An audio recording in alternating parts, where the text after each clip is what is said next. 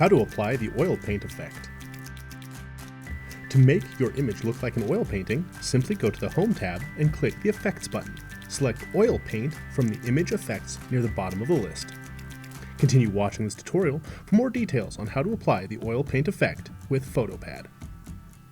The oil paint effect makes your image look like an oil painting. Open your image in PhotoPad, then go to Effects tab. Click the More Effects button, then choose Oil Paint under the Image Effects near the bottom of the list. On the right side of the window, you'll find the Effects and Layers pane. Here, you can use the brush size slider to adjust the size of the paint daubs to your liking.